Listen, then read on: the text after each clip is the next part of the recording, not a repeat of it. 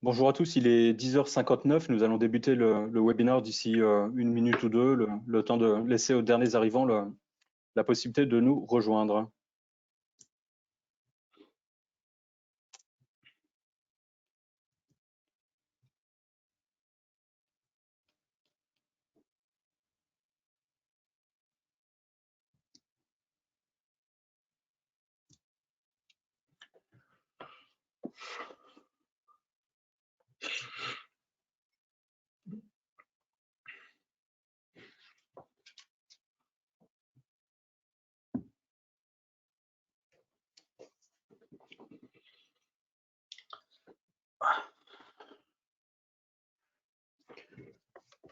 Ok, on va démarrer. Donc, rebonjour à tous. Je suis Laurent Caron, le directeur marketing de Bechley Comsoft. J'ai le plaisir d'introduire ce webinaire donc depuis Sofia Antipolis où nous sommes basés. On va parler aujourd'hui du thème du VDI, qui est un sujet qui a vraiment pris encore plus d'ampleur avec ce contexte de la Covid que nous connaissons. Et nous avons donc pour animer ce webinaire donc le plaisir d'accueillir Édouard Laurin, qui est spécialiste de la virtualisation, notamment des postes de travail depuis de nombreuses années chez VMware, et Emmanuel, notre consultant spécialiste des sujets VMware. Alors l'idée de ce webinaire, bonjour Emmanuel, bonjour Édouard. L'idée de ce webinaire, ça va être de mettre en exergue notamment et d'avoir des lumières d'experts sur l'évolution du VDI, eu égard à ces nouveaux contextes d'hybridité. On parle beaucoup d'hybridité en ce moment, avec l'émergence du DAS, donc le VDI notamment en mode cloud. Et donc, nous allons avoir la possibilité d'échanger sur ces sujets durant une présentation qui va durer 45 à 50 minutes, puis 10 dernières minutes de questions-réponses. Vous aurez tout au long du webinaire la possibilité de poser vos questions sur le chat. N'hésitez pas, nous y répondrons avec plaisir en fin d'intervention.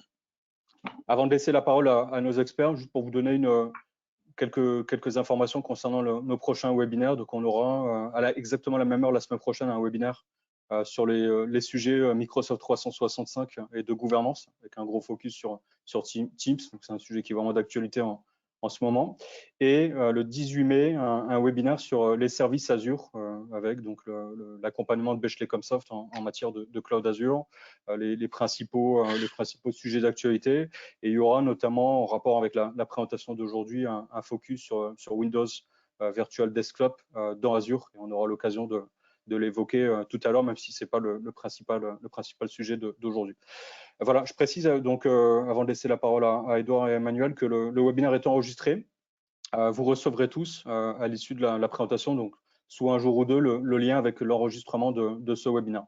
Sur ce, donc je laisse la place aux artistes et aux experts du sujet. Bon webinaire à tous. Merci. Emmanuel, tu veux ajouter quelque chose, non? Non, pour le moment, tu peux y aller, Edouard. Merci. Donc, bonjour à tous. Vous avez mon nom à l'écran. Comme l'a précisé Laurent, ça fait pas mal d'années que je travaille sur ce sujet et j'ai en charge donc, tout le business développement d'Horizon sur l'Europe du Sud, donc les lettres un peu compliquées qui sont à côté d'Horizon. Si jamais vous voulez continuer la discussion par mail, vous avez aussi mon mail. Et je remercie vraiment Comsoft de pouvoir avoir cette plateforme de communication et d'échange, parce que le but, c'est aussi que ça soit votre webinaire, et donc il y a la possibilité de poser des questions, soit en live à la fin ou en permanence dans l'outil. Vous avez un moyen de poser des questions, donc ravi. Je dirais même moi, souvent, ma note de qualité de webinaire, c'est souvent au nombre de questions. Donc, n'hésitez pas, c'est vraiment fait pour ça. Et puis, on a la chance d'avoir dans cette salle virtuelle pas mal d'expertise, donc à la fois métier et puis technique, pour traiter pas mal de questions. Et alors là, quand on vous a invité à ce webinaire, on utilise des mots qui sont importants, les mots cloud, les mots desktop as a service, hybridité et new organisation. Pourquoi? Parce que on est là en 2021 à un croisement de pas mal de chemins. En fait, compte, on a des croisements de technologie et la technologie avance toujours, mais qui est capable de pas mal de choses. Mais ça ne suffit pas forcément à créer des nouvelles solutions. Vous aussi, de votre côté, vous adoptez de plus en plus du cloud. Donc, c'est rentré dans les mœurs. Donc, chez beaucoup de clients, c'est pas j'y vais ou j'y vais pas, c'est comment j'y vais. Et puis la troisième croisée de chemin, ben, c'est ce qu'on vit depuis 18 mois, qui a modifié notre modèle d'organisation sociétale, hein, plus largement que l'organisation d'entreprise, et qui nous amène à avoir des demandes de solutions. Alors, c'est un mot anglais, mais on comprend rapidement Anywhere Organization, c'est-à-dire, en fin de compte, une organisation qui n'a pas forcément de lieu imposé physique, qui est capable de fonctionner surtout, quel que soit le lieu de travail. Hein. Et donc, cette demande, plus à la combinaison de la technologie, plus la combinaison, l'adoption par vous du cloud, fait qu'on a une nouvelle génération de VDI, et je vais essayer d'en donner quelques notions, et ravi évidemment de compléter après avec des rendez-vous plus personnalisés avec Comsoft. Voilà. Alors, pour commencer, et puis j'évite beaucoup trop de rentrer directement dans la technologie, hein, ce qui est important, c'est de voir quel est le contexte dans lequel on est et ce qui a changé. Et évidemment, cette pandémie a fait découvrir les bénéfices du télétravail et les possibilités qu'on pouvait obtenir avec le télétravail. Et donc, on voit ce pourcentage. Alors, tous les chiffres que je vais donner là sont issus d'une étude qui est disponible. Je vous donnerai le lien, il est dans la présentation.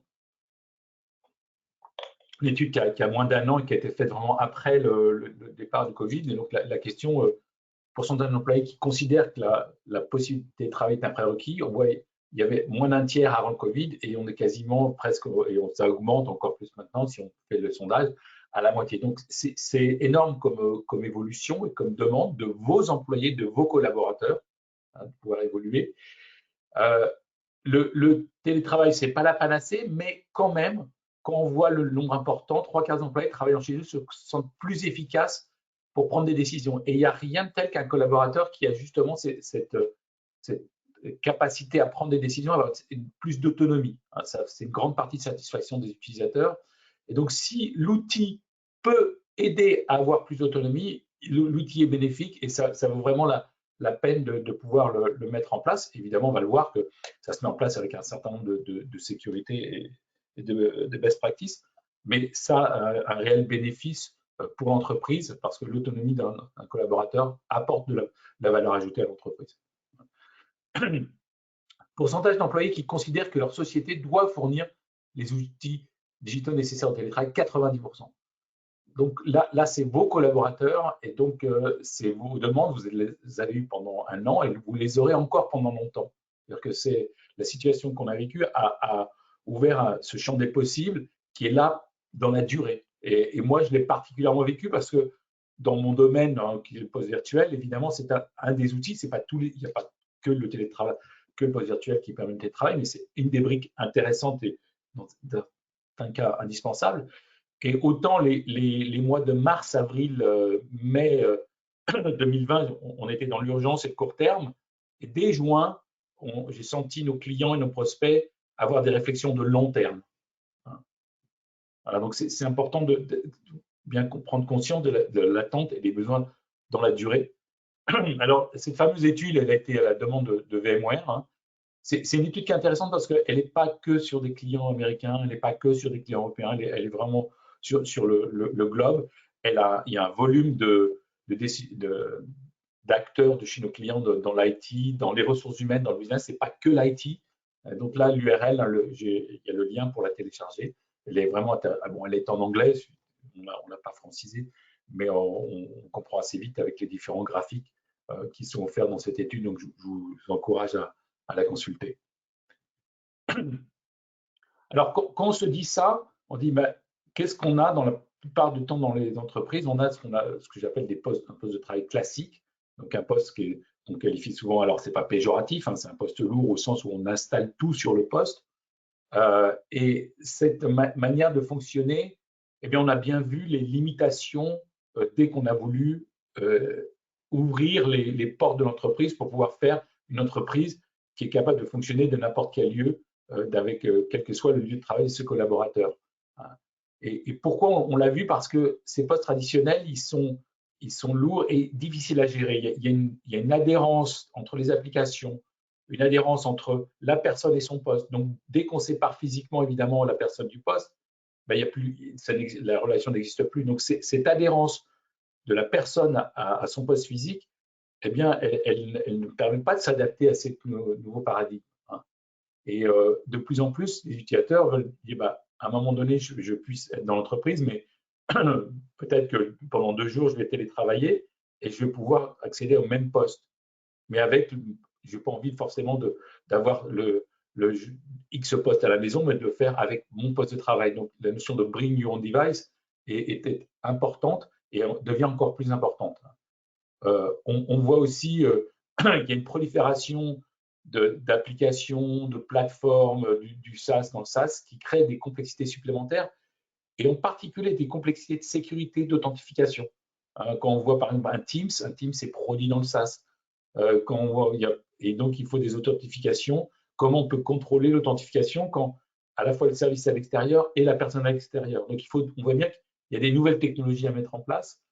Les problèmes de sécurité et de conformité liés à la mise à jour des ordinateurs de bureau sont potentiellement un frein à tout ça. Et aussi, on voit bien qu'on voit les contraintes de ressources ne permettent pas forcément d'étendre rapidement ces postes traditionnels à l'ensemble des collaborateurs et encore moins chez eux. Voilà.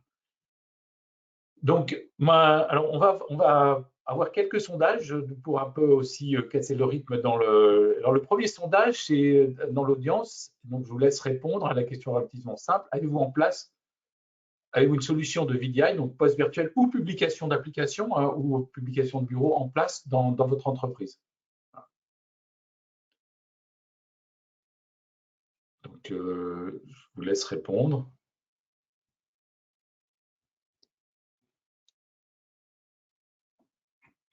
Je reprends mon PowerPoint ou je… Là, on est encore à 84% de vote. On va laisser encore quelques temps pour que les dernières personnes puissent voter. Parfait, merci. Merci à tous ceux qui ont déjà répondu. 89%, on va laisser encore quelques secondes. Allez, je vais fermer, je vais partager les résultats. D'accord. D'accord, ok. Après, ça sera intéressant, mais je ne peux pas. Alors, je suis toujours. Moi, chez mes clients, je pose souvent plus de questions que vous, mais évidemment, ce oui à 52% qui est assez important m'intéresse de voir à quel moment vous l'avez fait. Est-ce que c'est lors de la pandémie? Mais on n'a pas forcément le temps dans ce séminaire, mais ça sera intéressant, évidemment, de continuer la conversation. Merci beaucoup pour vos réponses. Donc, on voit bien, et donc 50% l'ont déjà fait. Comment avoir un poste de travail prêt au télétravail? Une solution qui est particulièrement adaptée, c'est le poste virtuel ou l'application publiée ou le poste publié, qui est la notion de, on ne produit plus le poste sur le device de l'utilisateur, mais on le produit en centrale et on va faire un déport d'affichage sur le device qu'utilise le collaborateur et on verra quel que soit le device. Ces technologies, elles ont aussi, et volontairement, c'est une courbe, ce schéma, parce qu'il y a un côté exponentiel. Pendant, je dirais, les 10 dernières années, on va dire entre de 2008 à 2018, c'est des technologies qui étaient très orientées on-premise. Et pourquoi? Parce que la demande était là. Et puis, comme je vous l'ai dit au début, on n'avait pas forcément les technologies du cloud en place. On n'avait pas forcément l'adoption du cloud par vous et donc faire tomber un certain nombre d'appréhensions de barrières qui sont assez souvent maintenant tombées. On le voit dans l'évolution de la consommation du cloud. On a aussi beaucoup travaillé après sur l'optimisation du hardware via les technologies d'hyperconvergence. Et maintenant, la demande est de plus en plus de pouvoir faire ces technologies de poste de travail virtuel et publication dans le cloud, voire de manière hybride. C'est-à-dire qu'on a des clients qui viennent nous voir et disent, voilà, moi, ma stratégie, c'est cloud first, mais pour des raisons légales, pour des raisons de sécurité, je dois garder un certain nombre dans mon data center. Je ne peux pas tout mettre en cloud. Donc, on voit très vite qu'il y a pas mal de cas où l'hybridité.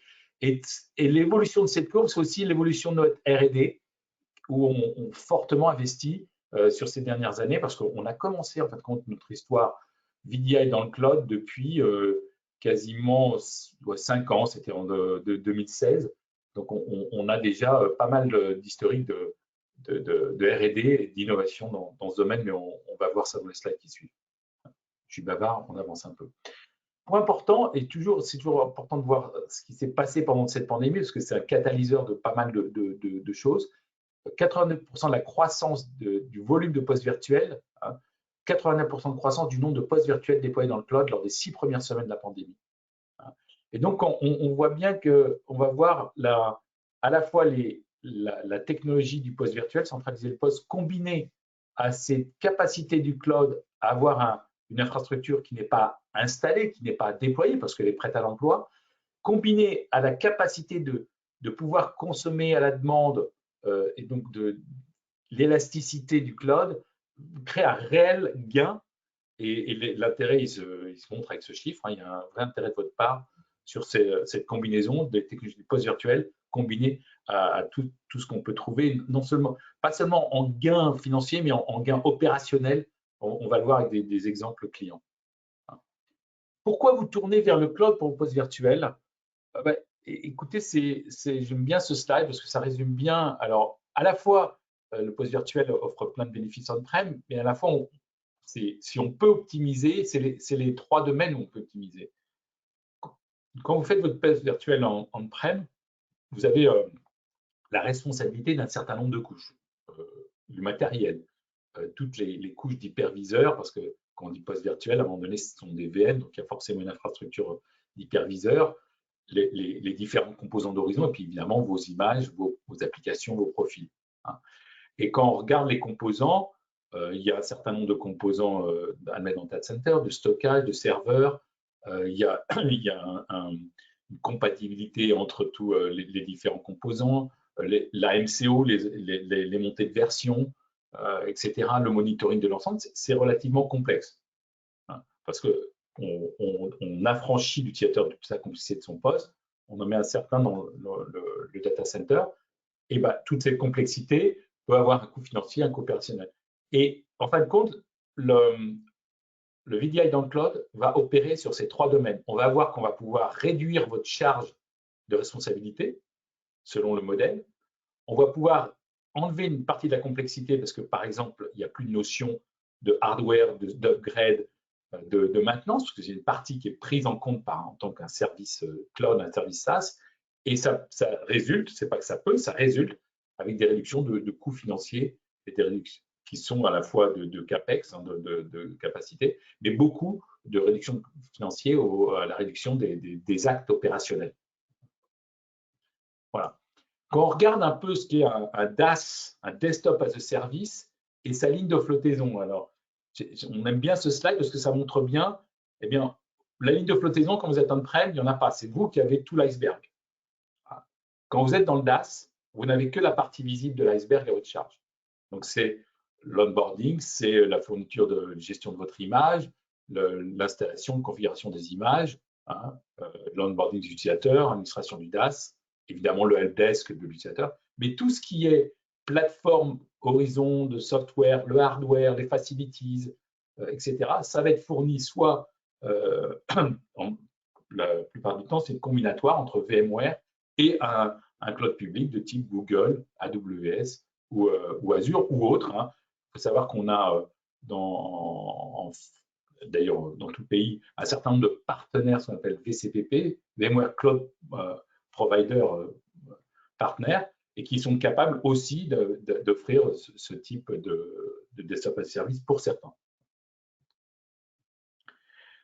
Maintenant qu'on va un peu plus loin, et pareil, ce slide est relativement simple, il montre bien comment notre technologie, et c'est déjà un préambule à ce que je vais dire après, sépare la partie verte, c'est la partie administration, management, et la partie bleue avec son symbole de disque dur, de disque, c'est là où on produit les VM utilisateurs, que ce soit session ou VDI. On-prem, on produit on-prem, c'est-à-dire chez vous, vous managez et vous produisez le VDI.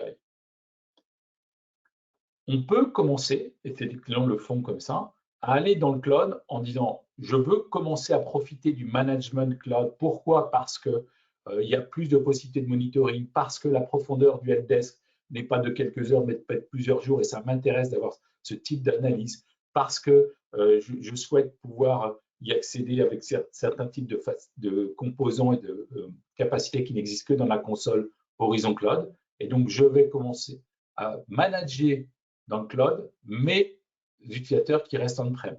Donc ça, c'est un modèle qu'on sait faire. C'est le premier modèle d'hybridité. Donc, manager dans le cloud des VM ou des VDI ou sessions qui restent on-prem. Après, on peut passer, ou aller directement, on a les clients qui font soit l'un, soit l'autre, ils disent, moi, ce qui m'intéresse, c'est d'avoir une partie de l'utilisateur on-prem et une partie de mes utilisateurs dans le cloud, mais de manager l'ensemble d'un point unique. Et donc là, on est vraiment dans un modèle totalement hybride, et vous verrez qu'on est capable absolument de faire ça. Et puis, il y a des clients qui ont la capacité, la volonté, parce que la volonté, mais quelquefois, il y a des régulations qui ne permettent pas de s'affranchir totalement du on-prem, mais ceux qui le peuvent, peuvent aussi avoir évidemment un modèle 100% cloud, donc à la fois le management et la production des VM utilisateurs dans le cloud. Voilà. Donc un rappel important, c'est que Horizon, c'est une centralisation des postes des applications d'une plateforme unique. Donc pourquoi je précise ça? Parce que dans tout ce jargon de centralisation, il y a plusieurs termes. On dit VDI, on parle de postes publiés, on parle d'applications publiées, on parle de RDSH, on parle de WVD. Voilà. Horizon fait l'ensemble.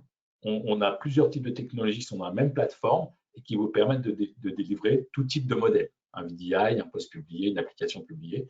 Et comme vous voyez sur le côté, on est aussi capable aussi bien de faire des postes Windows ou Linux, des applications Windows, et maintenant on est aussi capable, alors plus récemment, c'est vraiment les dernières versions, de faire de la publication d'applications Linux.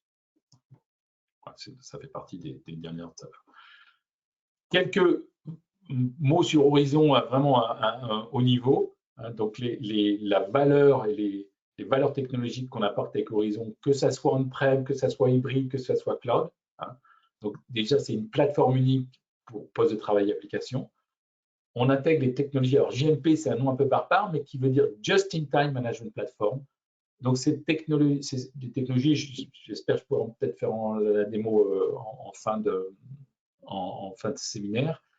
C'est la combinatoire de la capacité à amener les applications en temps réel sur le poste de travail virtuel ou le serveur Windows Server qui sert des sessions, combiné avec, on amène les profils et on est capable de dupliquer à chaud des VM, qui fait qu'on a un just-in-time desktop. Voilà. Donc, ces trois combinaisons, ce qu'on appelle l'instant clone, App Volume et DEM pour Dynamic Environment Manager, c'est ces trois technologies ensemble qui forment ce qu'on appelle le Just-in-Time Management Platform et qui nous permettent d'avoir ce que recherchent tous en poste virtuel, d'avoir des postes non persistants, personnalisables.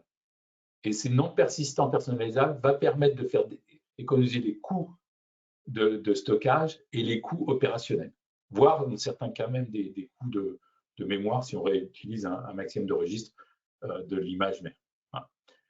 On a aussi toute une technologie pour faire du collaboratif, entre du partage de sessions, de la prise de main dans le cadre du helpdesk, les règles intelligentes qu'on trouve dans Dynamic Environment Manager, une gestion complète de l'environnement. Et ça, c'est important, c'est qu'on a vraiment une console qui va aussi bien, par exemple, dans le cas de l'on-prem, gérer la partie vSAN intégrée même à Horizon. On va même gérer dans Horizon, si vous avez utilisé nos virtualisations de réseau et entre autres la micro-segmentation NSX, pouvoir appliquer ces règles directement dans Horizon vers NSX. Voilà, toute cette gestion de l'environnement qui s'intègre avec tout le SDDC. Alors, le SDDC, c'est un mot barbare pour dire Software Defined Data Center. C'est toutes les offres back-end de VMware. On retrouve l'hyperviseur, la gestion de l'hyperviseur, la virtualisation de stockage, la virtualisation de réseau, etc. Et le septième lot, c'est justement la capacité de déployer aussi bien on-prem que dans le cloud, et voir les deux à la fois. Ne jamais aussi oublier qu'on est capable d'accéder à Horizon avec n'importe quel type de device. Vous voyez que c'est relativement large, on a des OS, mais on a aussi des clients légers qui embarquent eux-mêmes un minimum d'OS, voire pas d'OS, parce qu'il y a des clients légers qui embarquent simplement le seul logiciel nécessaire pour accéder à Horizon, c'est le client Horizon, il est sous forme de firmware dans un chip. Et puis, depuis pas mal d'années, maintenant, depuis la version 6 et quelques, on est en version 8, on fait de l'accès HTML5. Donc, je vous le montrerai d'ailleurs en démo. On accède avec un simple navigateur HTML5. Tous les navigateurs sont HTML5 maintenant à son environnement Horizon. Voilà. Donc, on est capable de faire tout type de poste de travail, du poste persistant. C'est nécessaire dans certains cas. Quand il y a un poste qui a beaucoup de personnalisation, il faut passer par ça, mais c'est celui qui coûte assez cher à la fois en stockage et en coopérationnel. On est capable de faire du post-publié de l'application et on est capable évidemment de faire ce fameux just-in-time desktop qui lui va permettre de faire réduire les coûts, à la fois les coûts d'investissement et les coûts opérationnels. Donc, ce qui est important de comprendre, j'ai parlé un peu du contrôle plane, donc la capacité à manager à la fois on-prem et le cloud. Donc là, dans ce schéma, on a toutes les saveurs de la manière dont on peut décliner Horizon. Des déclinaisons en vert, c'est des déclinaisons on-prem, avec un nouvel entrant qui est relativement intéressant dans le monde Horizon, c'est la capacité d'avoir une sorte de cloud chez vous. C'est-à-dire quoi? C'est-à-dire des serveurs qui sont Dell, mais qui sont managés par Dell, pas que le serveur, mais aussi toute la stack hardware, évidemment, et aussi SDDC. Donc, ça, on vous verrez tout à l'heure que ça vous enlève déjà une sacrée charge de travail. En bleu ciel, on a toutes les saveurs que j'appelle Public Cloud VMware Ready. Donc, c'est des Public Cloud qui embarquent des services vSphere, vCenter au minimum et évidemment vSAN, NSX, sur lesquels on peut aller poser Horizon. Et puis à droite, on a une saveur qui est particulièrement intéressante, une saveur qui est full SaaS, DaaS, donc ce qu'on appelle Horizon Cloud et qui n'existe que sur Azure, donc qui est Azure native. Donc ça, c'est relativement intéressant, voir, qui permet pas mal de modèles financiers. Voilà. Et ce qu'il faut retenir dans ça, c'est qu'on a cette console Horizon Cloud Control Plane, je précise, qui est dans le cloud, qui est un service SaaS et qui va permettre par exemple, d'avoir la même image, que ce soit on-prem, en IaaS VMware Ready ou en Horizon Cloud, avoir un monitoring global, avoir une porte d'entrée unique, Universal Brokering, qui sera capable, selon les règles, d'orienter l'utilisateur là où il doit consommer son VDI. Alors, pour bien comprendre les différences entre les implémentations on-prem, cloud et plutôt IaaS et plutôt DaaS, vous voyez, quand on se situe on-prem, vous avez la charge de l'ensemble de la pile. Quand vous êtes en SDDC public managé, vous n'avez plus que la partie Horizon et les desktops à manager. Et si vous allez le curseur encore plus loin, l'Horizon devient dans ce cas-là un service totalement SaaS et vous n'avez plus qu'à consommer. Donc, il n'y a plus d'install, il n'y a plus de mise à jour, il n'y a plus de… etc. C'est vraiment une consommation de services. Et par contre, évidemment, vous avez toujours, ça on ne le fera jamais, ou ça peut être votre partenaire ou la partie gestion des images, des applications, etc. Alors, un peu pour casser ce rythme, un sondage. Je vous laisse répondre. C'est lancé. On va Voilà. laisser un petit peu de temps. Si je ne me trompe pas, j'ai mis 2 questions à la suite de l'autre, mais voilà, on va commencer par la première.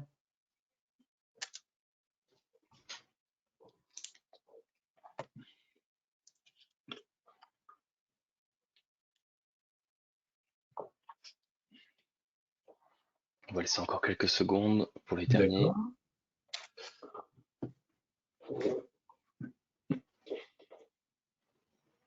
Allez, top. Je pense qu'on n'est pas trop mal. Je vais partager les résultats. OK.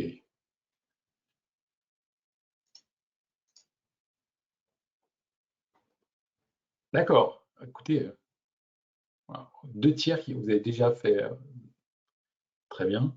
Merci beaucoup. Et on va passer, je crois que de tête, j'ai mis une troisième question qui est un peu plus précise, permettre un peu de savoir. Donc, voilà.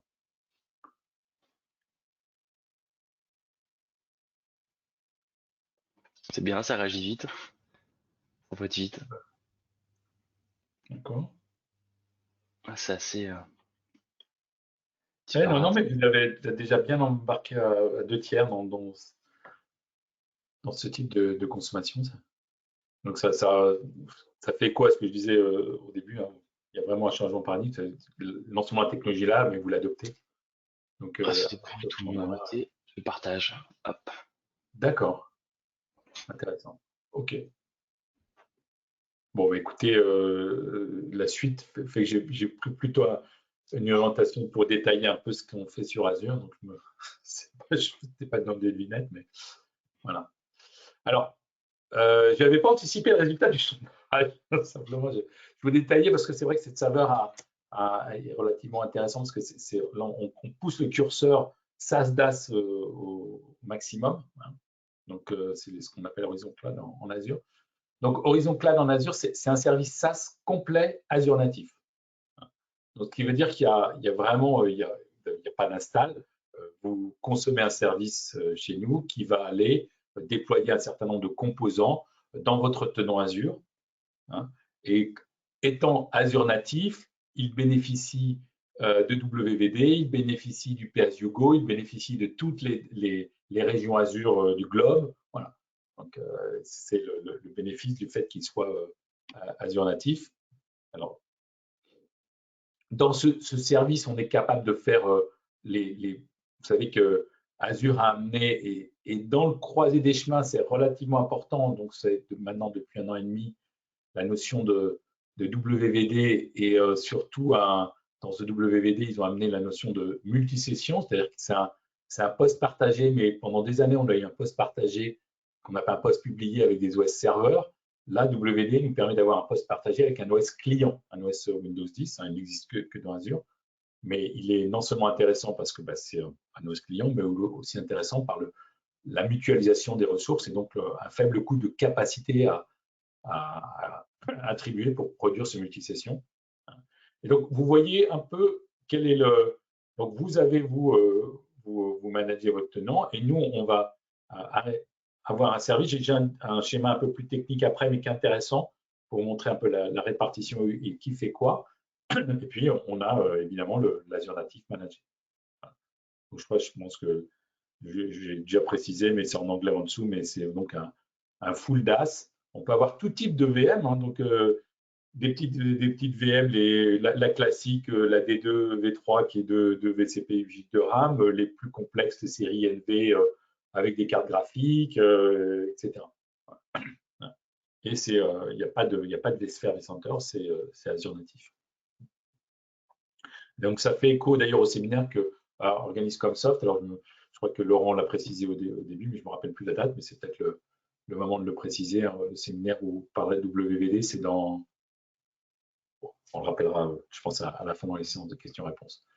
Donc l'Horizon Cloud, alors volontairement, c'est peut-être le plus technique, mais c'est intéressant de voir comment la répartition des rôles. Hein, donc nous, VMware, dans notre service Azure, dans notre tenant Azure, on a le fameux Horizon Cloud Control Plane qui va être connecté à votre tenant Azure.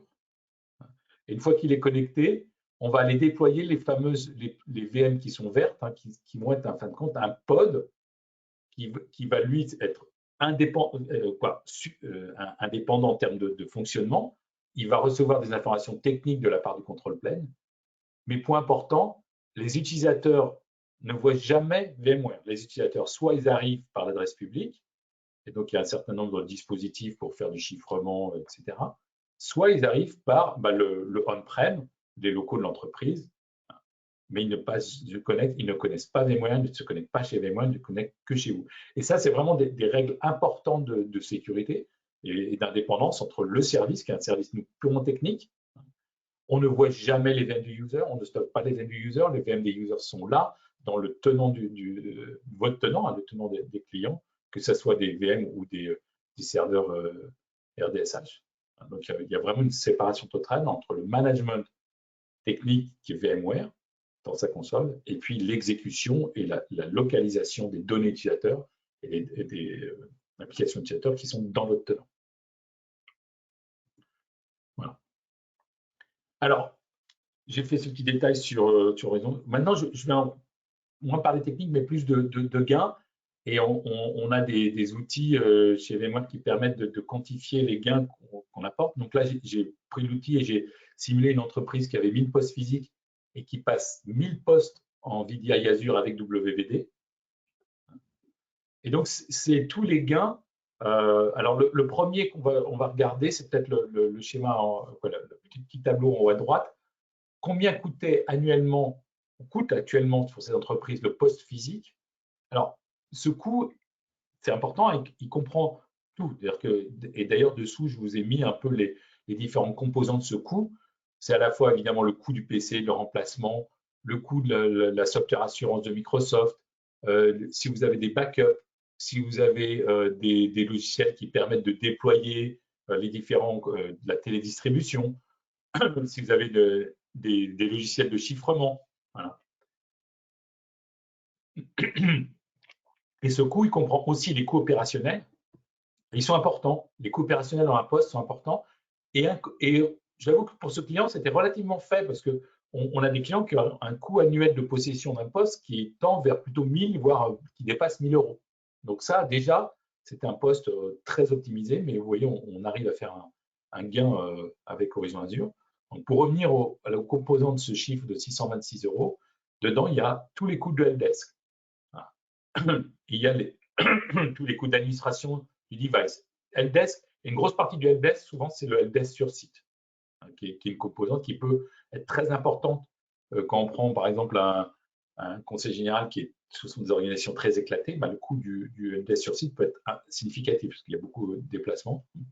Les coûts aussi de déploiement sont dedans. Voilà. Donc, on compare ce coût de PC physique à un coût projeté avec Horizon Azure, et vous voyez qu'on a un gain quand même significatif de réduction du coût total de possession. Et concrètement, les réductions, elles vont se chiffrer dans ces domaines-là. Donc, on va réduire fortement, de manière significative, évidemment, le coût de remplacement des postes. On va allonger la durée de vie de poste, voire, et chez certains clients, on est capable de prendre les anciens postes, de les refondre, et il y a des technologies sur le marché qui le font très bien, pour en faire des sortes de clients légers, pour pouvoir éloigner. Un gain important dans le coût du helpdesk, ça a toujours été le cas et ça reste encore plus le cas. Un gain important dans les évitements de coûts Microsoft, et entre autres, toutes les personnes qui ont des contrats de type E3, E5 Microsoft, il y a des droits WVD qui permettent de réduire, et on les a pris en compte dans ce coût-là. Toute la productivité, donc tous les côtés downtime, un poste qui n'est pas accessible dans un lieu plutôt éloigné, le temps qu'on puisse intervenir, donc le temps inopérant de l'utilisateur, donc ça c'est des choses. Et un certain nombre typiquement d'autres bénéfices, type éviter les coûts de backup, éviter les coûts de télédistribution, etc. sont chiffrés. Voilà. Donc je vous laisserai ça et ravi de le faire ensemble pour votre cas bien précis, pour vous estimer. Donc on voit bien tous les lots où on va agir en termes de réduction de coûts, donc dans le déploiement, dans les coûts opérationnels d'administration, dans les coûts de dépenses logicielles, entre autres vis-à-vis de certains coûts Microsoft, la productivité et la qualité de l'expérience utilisateur, et puis évidemment aussi les coûts d'infrastructure. Et là, on bénéficie directement du cloud.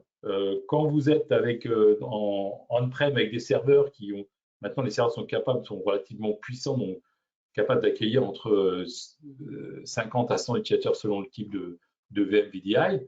Si vous en mettez 10 de plus, il va falloir rajouter un serveur et peut-être le serveur sera utilisé qu'à 10 ou 20%. Alors que dans le cloud, il y a une élasticité qui va suivre parfaitement votre évolution de besoins et de ressources.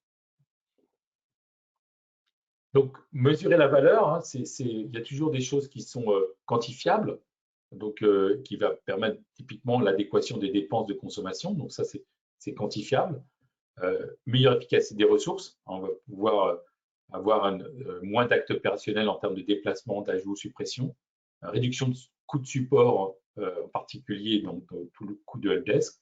Amélioration de la productivité de l'employé, ça c'est vraiment quantifiable. Économie sur le remplacement du PC. Puis, il y a des choses qui sont, on peut mettre moins, j'aime pas trop ce terme, mais monétisables. L'amélioration de sécurité, à la fois c'est indispensable et à la fois c'est difficilement quantifiable. Pareil, la meilleure expérience utilisateur, mais c'est un réel plus. Donc ça vient avec ces technologies. Donc une meilleure continuité d'activité de reprise. aussi. Ça, c'est comment le quantifier et quel est l'impact. Mais en tout cas, ça fait partie des valeurs des postes virtuels, hein, parce que par défaut, ils sont prêts à ce genre de cas. Et on le voit bien. On voit bien des entreprises qui, début de la pandémie, ont pu, du jour au lendemain, passer en mode télétravail. Je prends l'exemple de ACL Aviation, qui a un client qui a tout en horizon. Et du jour au lendemain, la pandémie, il y a eu le confinement et ça a continué comme avant. Il n'y a pas eu de décalage, d'arrêt quoi que ce soit, parce que tout était déjà prêt pour ce genre de mode opérationnel. Je vais peut-être avancer un peu parce qu'il est moins 20. Quatrième sondage, et je crois le dernier. Donc, suite à ce que je vous ai exposé comme argument technique, envisagez-vous de mettre des postes de travail dans le cloud?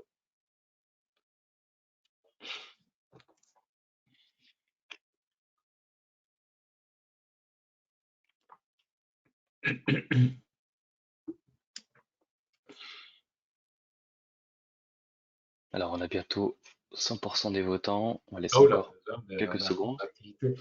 Ah, c'est rapide, c'est bien.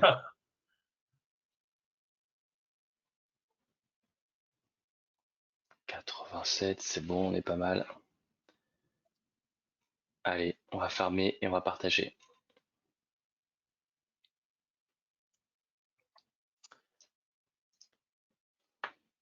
D'accord. Ok, bon, écoute. Alors, c'est intéressant de voir le nombre de personnes qui se posent la question. D'accord, parfait. Merci beaucoup. Alors, je crois que, oui, j'ai un exemple. Alors, j'ai pris un exemple client qui est assez emblématique, hein, qui est une compagnie d'assurance qui, donc l'année dernière, qui fait du poste physique et qui a eu besoin de mettre tous ses pas téléacteurs, mais téléconseillers, pardon, chez eux, hein, pour pouvoir continuer les services, mais de faire un call center à la maison, en fin de compte. Et donc, ils sont passés sur un horizon cloud Azure. Et là, vous avez, en fin de compte, et volontairement, j'ai mis ça en détail, qu'est-ce qui s'est passé entre le moment où il y a la décision et le moment où ils ont pu ouvrir le service? 10 jours. Les 5 premiers jours, ça a été plutôt du paramétrage. Il n'y avait pas forcément de tenant Azure. Donc, on a travaillé en Express avec Microsoft, mais on sait le faire, hein, pour ouvrir à la fois le tenant, l'Express Route, hein, qui est le lien dédié entre le client et le data center Azure. Et puis, les 5 jours qui ont suivi, c'était du paramétrage et puis du test, assigner des desktops, assigner du test. Et vous voyez, donc, et pourquoi on peut faire ça en 10 jours? Parce que ce n'est plus un logiciel à installer, à configurer, à commander des serveurs, c'est prêt à l'emploi, c'est du paramétrage. Et on le voit bien, c'est clairement expliqué là. Les 5 jours, le 5e au 10 jours, c'était du paramétrage. Et voire même pour moi, parce que je pense qu'ils étaient prêts au 2e jour, et après, les 3 jours, c'était du test et de l'assignation aux différents utilisateurs. Donc, et voilà tout l'intérêt, et ça peut, évidemment, ça a des gains directs, d'abord dans le cas où on doit absolument avoir besoin de service, mais en termes financiers, plus vite on est capable de le faire, moins c'est des phases de transition qui peuvent coûter plus cher, et là, la phase de transition, on l'a réduit de manière très importante. Un projet pareil on-prem pour 12 000 utilisateurs, c'est entre 3 à 6 mois. Donc, vous voyez, l'échelle de temps n'est plus du tout la même. Alors, pour adapter nos packaging à ce nouveau mode de consommation plutôt SaaS, nous sommes d'ailleurs en train de le faire. On passe toutes nos licences Horizon dans le catalogue de licences perpétuelles à licence souscription, hein, avec 2 modes. Hein, un mode SaaS, Horizon SaaS, qui est capable de consommer tout ce que je vous ai expliqué, tout le contrôle plein, l'hybridité, etc. Et puis, on a aussi une licence pour les clients qui ne souhaitent absolument pas avoir de connexion, donc aucune connexion dans le cloud, pouvoir, donc Horizon Thermé, qui est réduit aux licences on-prem. Voilà. Alors, je vais permettre, même si je vais quand même faire quelques minutes, parce que vous voir un peu visuellement comment on peut avoir cette notion d'hybridité, et puis on passera à la séance de questions-réponses. Voilà. Donc là, Je suis donc, dans un portail d'accès qui s'appelle Workspace ONE Access, qui fait partie de la licence Horizon. C'est un portail personnalisable avec SSO. On peut aussi faire de l'accès conditionné, donc en fonction par exemple de l'IP source, on peut réduire un peu les différentes possibilités. Et la première chose que je veux faire remarquer, c'est qu'on a à la fois des applications publiées, qui sont par exemple toutes les Word, les Visual Excel. On en a qui sont produites on-prem, on en a qui sont produites dans Azure, on en a qui sont produites dans IBM. On voit bien tout de suite que pour l'utilisateur, déjà en termes de connexion, il n'a pas des chemins différents d'accès, que ce soit dans le cloud ou on-prem. Donc ici, par exemple, c'est un Azure, ici c'est un IBM, ici c'est un on-prem. Voilà. Et on offre aussi la possibilité, parce que la technologie le permet, si vous souhaitez gérer l'accès à vos applications web ou SaaS, vous pouvez le faire à travers ce Workspace ONE Access qui est livré avec la licence Horizon. Donc là, vous voyez que dans Azure, on a plusieurs modes de poste, entre autres un mode qu'on appelle WWD multi-session. Et là, l'utilisateur peut choisir est-ce que je veux l'utiliser directement dans mon navigateur, ce que je vais faire. Donc voilà. Là, je suis en train de consommer un poste Horizon sur Azure et le data center Azure qui est sollicité, il est aux États-Unis. Et donc, c'est un Azure multi-session. Et donc, au passage, je vous avais parlé d'un volume de DEM, le fameux just-in-time. On l'applique là, c'est-à-dire que avant de me connecter, la VM était complètement stateless, agnostique. Et c'est au moment de la connexion, là où je me suis connecté, que j'ai amené les applications, que j'ai amené le profil de mon utilisateur pour créer son environnement de travail. Donc là, on est sur un poste donc, VDI sur Azure. Si on va... Hop. Donc rien. Je ne vais pas aller... Hop. Alors, je vais aller un peu plus loin, c'est que maintenant, je vais faire la même chose avec alors là, je vais aller chercher, toujours dans Azure, une application publiée. Et je vais aussi toujours, pardon, la garder dans mon navigateur. Non, dans le client, là, je vais aller lancer dans le client. Voilà. Donc là, je consomme toujours. Alors, vous voyez que là, maintenant, c'est un autre mode de connexion, c'est via mon client Horizon. Alors, l'intérêt du HTML5, c'est évidemment, il n'y a aucun prérequis, rien à installer. Si on va accéder via le client, il y a quand même le client Horizon à installer. Donc là, voilà. Alors, je vais utiliser par exemple ça. Voilà, donc là, je suis dans... Alors, ce qui est intéressant de voir, c'est que je suis sur un Mac OS, mais on va tellement loin dans la reconstitution de l'application. Donc, l'application n'est absolument pas évidemment sur Mac, c'est une application Windows qui est produite aux États-Unis. Donc, voilà, je navigue dedans. Mais on va même jusqu'à recréer la barre de menu Mac. Alors, et par contre, vous voyez, quand on se met là, on voit bien que c'est Horizon VMware qui recrée ça et c'est pas Microsoft. Mais c'est pour vraiment limite leurrer l'utilisateur pour qu'il n'ait pas, surtout pas, de décalage d'expérience utilisateur entre une application locale et une application publiée. Et si on regarde même, si vous voyez mon écran, même dans la barre, le dock Mac, on a l'icône de l'application et à aucun moment, évidemment, c'est un peu un look and feel Windows, je peux savoir si c'est Windows ou pas. Et là, je pourrais très bien aussi aller mapper aussi sur mon OneDrive. Alors, je n'ai pas connecté mon OneDrive. Il y a mon OneDrive. Voilà. Donc, ces capacités, donc on va quitter ça, quitter l'application. Donc, hop, donc save. Et ce que je voulais, un dernier point que je voulais montrer, c'est peut-être un poste maintenant virtuel local et la capacité à amener toutes les applications via volume en instantané. Donc là, pareil, là, par défaut, j'ai mis connecté via le navigateur, donc je vais avoir un... Donc là, le poste est en train de se composer à la volée. J'amène l'application, j'amène mon profil avec Dynamic Environment Manager.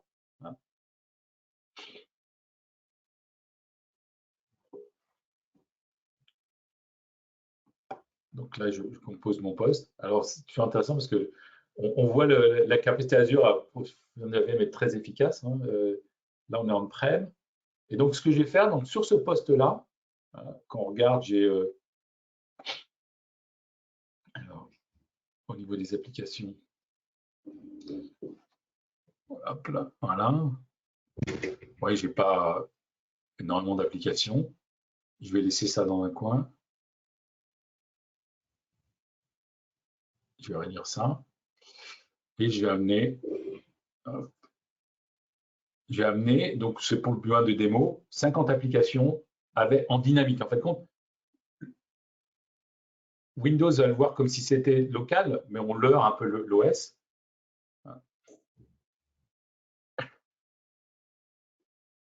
Voilà, vous voyez.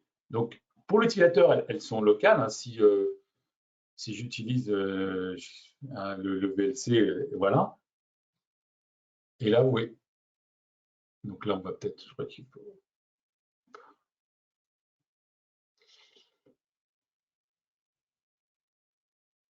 On va revenir sur ça. Voilà. Oui. Donc, il y a toutes les applications, elles sont vues comme des applications locales, mais on les a amenées dynamiquement. C'est le côté just in time. Hein. Et c'est bien des applications qui sont totalement exécutables instantanément. Exemple pour un VLC. On va arrêter ça, sortir de là. Et là, à tout moment aussi, je peux désactiver ces applications. Alors, généralement, dans la vraie vie, on fait ça au login et au logout. Mais ça montre bien notre capacité à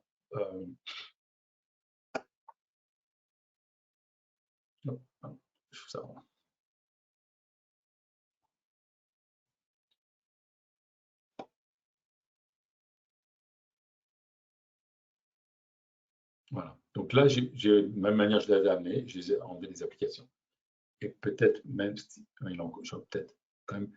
Et je vous avais parlé de potentiellement on peut avoir aussi des postes très, très complexes en VDI, exemple des postes avec carte graphique. Et donc là, je vais le lancer via le client, par exemple. Et je vais vous montrer des applications qui sont fortement consommatrices via un VDI qui là est produit on-prem dans un data center qui est aux Pays-Bas. Voilà. Donc, toujours la même logique, j'applique mes profils, je prépare mon poste. Dans toute cette démo, les postes n'existent pas avant mon login. À chaque fois, et en fin de compte, j'ai un poste qui est toujours neuf parce que il garde son OS du début. On n'installe pas physiquement, on ne modifie pas le poste. Et à chaque fois, donc j'ai un poste qui est à jour à chaque session. Voilà. Donc celui-là prend un peu plus de temps. Ouais, Voilà. Donc ça, c'est, on va le voir, il est bien aux Pays-Bas et il intègre un accès à une carte GPU qui est partagée par plusieurs potentiels VDI. Hein, donc il y a une virtualisation de la carte physique et on va démarrer par exemple une application de CAO.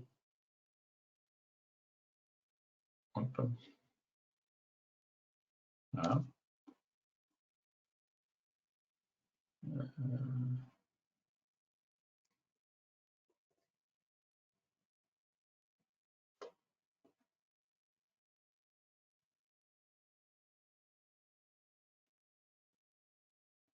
Bon, apparemment ça ne va pas me gêner.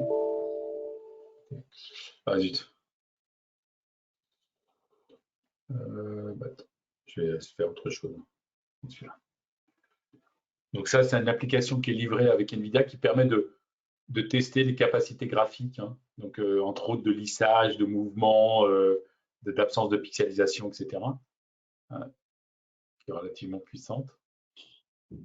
Voilà. Donc là, le principe, c'est que c'est ma souris qui permet de déplacer le visage. Et vous voyez, même si je dis qu'il n'y a aucune pixelisation, aucun lag. Voilà, c'est vraiment assez impressionnant. Et donc là, c'est sur un poste totalement virtuel. Voilà, et je crois que j'ai fini. Je vais pouvoir passer à la séance de questions-réponses, si j'ai bien. Voilà, exactement. Je suis un peu bavard, je laisse peu de temps, mais alors, je vais peut-être Il y a prendre pas mal de les questions. manuels. Il y a pas mal de questions qui ont été posées aussi. Là, ça en continue encore et encore. Donc c'est bien, continue de D'accord, poser. Tu peux te les parfait. lire si tu veux Ah, ah, peut-être essayer d'y allez-y. répondre. On va essayer d'y répondre voilà, de manière plus complète, sinon on reviendra vers vous. Il y a beaucoup de questions, donc on pourra peut-être pas toutes y répondre, mais on reviendra forcément vers vous après pour y répondre. Donc j'en ai une de Stanislas. Pour quitter ces postes lourds et passer au VDI Azure, que préconisez-vous comme matériel pour les utilisateurs? Alors, pour le device d'accès, j'avoue que j'ai pas. Ça dépend de votre existant. Est-ce que vous avez par exemple des PC que vous voulez réutiliser? Et il y a des technologies sur le marché qui sont très bien pour en faire des sortes de clients légers.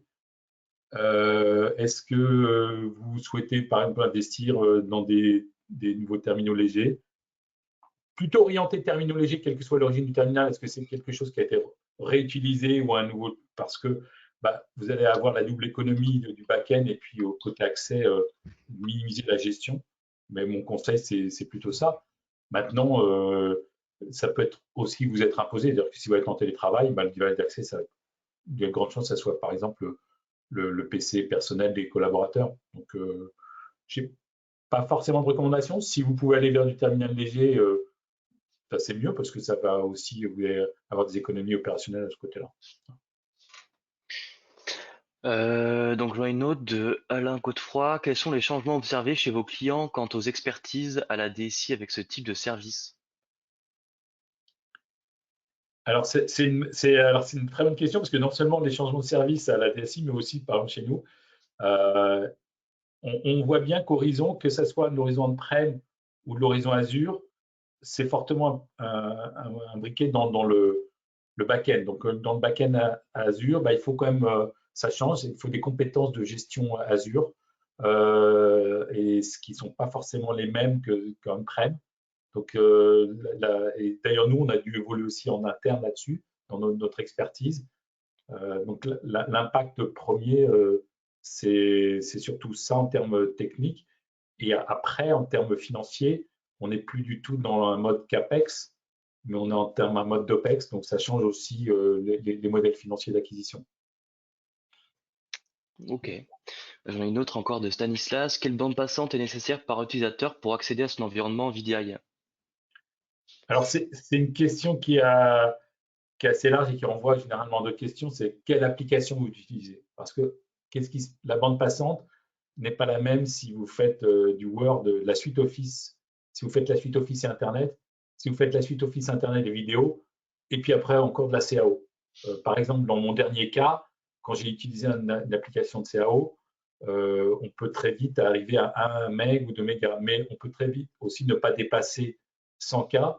Si on a des applications Windows, sachant que le principe des protocoles, hein, c'est un peu comme du DivX, c'est du déplacement de pixels. Donc, quand une application Windows, la barre est toujours la même à chaque frame par seconde, il y aura peu de déplacement de pixels et donc il y aura peu de consommation de bande passante. Voilà, ça dépend directement de ce qu'il y a comme application dans le poste. Voilà, donc, ça peut être de très simple, très faible, 50-100 K jusqu'à 2-3 MB. Alors j'ai une autre question. Ayant vu Skype for Business 2016 publié sur votre exemple, avez-vous travaillé sur le cas d'usage Teams téléphonie en VDI, c'est-à-dire donner la possibilité aux utilisateurs d'effectuer des appels avec Teams audio et vidéo? Bien sûr, absolument. Et ça fait partie. Alors, on le faisait déjà en Horizon 7, mais là, en fin de compte, c'est une dualité de technologie entre la nôtre et celle de Microsoft qu'on a implémentée dans Horizon 8. Et ça fait partie des nouveautés d'Horizon 8, c'est l'optimisation Teams. Et sachant que Teams, à la différence, est full cloud, alors que Skype est on-prem. Donc, il y a des différences technologiques assez importantes qui justifient une fonctionnalité nouvelle qui est dans Horizon 8. Et c'est valable évidemment Horizon 8 et Horizon Azure. Hein. Quand je dis ça, c'est aussi bien si on produit en DaaS, en on-prem ou dans un IaaS public. Alors j'ai beaucoup de questions, j'ai encore une qu'on peut essayer de traiter. Comment sont gérées les mises à jour antivirus sur les postes VDI, sachant que les VM VDI sont basés sur un master et reconstitués à la volée? Alors là, il y a des technologies, les technologies antivirus se sont adaptées il y a un paquet de temps maintenant, avec des notions d'agentless pour éviter d'avoir une modification dès qu'on commence à modifier les librairies antivirales trop importantes qui pourront entraîner ce qu'on appelle des IO storms, hein, des ouragans d'entrée-sortie, on traduirait. Donc les antivirus sont des systèmes d'agentless, et c'est une VM à part qui va faire ces traitements antivirales. Et nous-mêmes, on a fait l'acquisition de Carbon Black donc il y a 2 ans, et on a maintenant des technologies Horizon Carbon Black qui sont intéressantes, imbriquées, où on embarque même l'agent dans les VM Tools. Et donc, quand on installe l'Horizon Agent, on installe même la partie minimum du client Carbon Black en même temps. Donc, voilà comment on traite ces parties antivirales. Alors, j'ai une question de Laurent Couchot. Bonjour, dans quelle mesure avez-vous intégré le coût du licensing dans votre slide de récupération des coûts? Eh bien, écoutez, j'ai mis de l'Horizon Azure, l'Horizon App Souscription nommé, et j'ai activé les droits WVD. Alors, c'est assez précis comme. Alors, j'espère que le recruteur verra, mais en fait, quand quelqu'un a les droits WVD, ça lui évite de payer la VDA ou le RDSH, ou le RDS, pardon, la RDS. Ouais, je voulais faire une précision aussi, Edouard, c'est bien que tu en parles, c'est qu'effectivement, le fait d'avoir un AutoS client en multisession, donc Windows 10 multisession, ça dispense aussi les cales RDS, c'est assez important. Top. J'ai encore une autre question, on va peut-être en répondre deux et après on va peut-être fermer ce webinaire. On voit qu'il y a beaucoup de questions, c'est top. En cas de poste VDI on-premise, quelle bande passante pour gérer une centaine de postes en simultané depuis des sites distants ou des personnes en télétravail? Donc c'est une question de Martin Ascola. Oui, alors ça revient à la réponse que j'ai donnée tout à l'heure. Si on a 100 personnes actives sur Word, bon, on a à peu près, je pense, à 70 cas multiplié par 100. Si c'est 100 personnes actives sur Katia, là, c'est plus du tout le même tuyau. Voilà. Après, il faut prendre en compte l'application. Il y a 2 critères. Donc, quelles applications on a dans l'exécution de la VM ou le poste publié. Et après, la concurrence d'activité. Parce que quelqu'un qui fait du Word mais qui ne déplace pas de souris, il ne consomme pas de bande passante. Voilà, donc il faut faire un peu des simulations. Si sur 100 users, il y a une activité forte, permanente de déplacement, on va compter 70 fois 100. Si c'est moins, il faudra peut-être réduire de 20 ou 30%. Voilà. On peut arriver à ce genre de calcul. Mais il n'y a pas de réponse. C'est toujours, il faut aller un peu plus finement dans ce que vous faites et quels sont les utilisateurs. Alors, ce qui est intéressant, c'est qu'il y a des outils qui vous permettent avant le projet, donc des outils, ce qu'on appelle d'études, d'assessment en anglais, qui mesurent l'activité de l'utilisateur. Et donc, ça, c'est relativement intéressant à faire avant pour justement planifier non seulement la consommation de bande passante, mais aussi la puissance des VM, etc., de faire du capacity planning. Donc, je vous conseille d'utiliser ce genre de choses. Je pense que Comsoft sera tout à fait capable de vous faire ce genre d'études. Yes, bon, on va encore prendre peut-être deux questions et on va refermer parce qu'il y en a beaucoup. L'authentification par certificat depuis le film client ou PC physique sur ce service VDI est-elle possible? Oui, absolument. On a des clients, j'en connais un là, à Marseille, qui fait même des authentifications avec des badges de proximité. Ouais. Donc la personne arrive, se rapproche du poste et il y a un auto-login sur Horizon. Elle s'éloigne s'il y a un auto-log-off. Ouais. Non, il y a tout ça. On sait tous les types de MFA, des MFA dans le cloud, des cartes à puce. Voilà. Tout ça est possible. De quelle manière est sécurisée la connexion d'utilisateur à la VM VDI? Alors là, il y a du chiffrement entre en fait, dans la VM VDI, il y a ce qu'on appelle un horizon agent. Dans le device d'accès ou le navigateur, on dirait que c'est l'horizon client. Et il y a du chiffrement entre les deux. Alors la profondeur et le niveau de chiffrement, j'avoue que je ne connais pas par cœur, parce que j'avoue que je ne sais pas quel type de chiffrement on fait, mais voilà, tout est chiffré, ce qui fait que quelqu'un qui sniffe entre les deux, non seulement il n'a que des déplacements de pixels, mais en plus, c'est des déplacements de pixels chiffrés. Donc, on ne peut pas avoir quelque chose de plus sécurisé. Super. Alors, je crois qu'Emmanuel, tu as reçu aussi des questions, toi, en privé. Si peut-être en prendre une ou deux maximum et après, on va fermer le webinaire. N'hésitez pas après, si vous avez d'autres questions, si on n'y a pas répondu, à nous contacter par email. Beaucoup de questions ont été répondues finalement. Est-ce que par exemple, il y a un nombre minimum de postes à mettre dans Horizon Cloud dans Azure? Alors, de notre côté, il y a en termes de services, alors si on prend un horizon standard souscription, c'est 10. Si on est en universal, c'est 50. Donc, je dirais 10. Voilà. Le minimum, c'est 10. Bien. Ok, donc super. S'il n'y a plus de questions, on va vous mettre une enquête à la fin à la fin de ce webinaire, à la fermeture. Voilà, ça, il y a 4 questions, c'est très rapide. C'est pour qu'on puisse savoir un petit peu comment améliorer encore le webinaire. On espère qu'il vous a plu et que vous avez pu trouver vos réponses. Voilà, n'hésitez pas à nous contacter. Emmanuel, même Edouard, voilà, on est disponible et comme l'a dit Edouard, on aura un webinaire spécialisé Azure et sur sa service justement le 18 mai, donc vous recevrez aussi le lien pour vous inscrire. Vous recevrez bien entendu la vidéo et la présentation PDF. Voilà. Merci beaucoup à tous. Merci beaucoup. Et donc, écoutez, n'hésitez pas à vous inscrire au prochain séminaire le 13 mai, c'est ça, 18 mai ou 13 mai? 18 mai, ouais.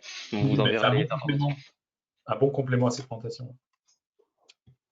Voilà. Merci à tous. Bonne journée. Au revoir.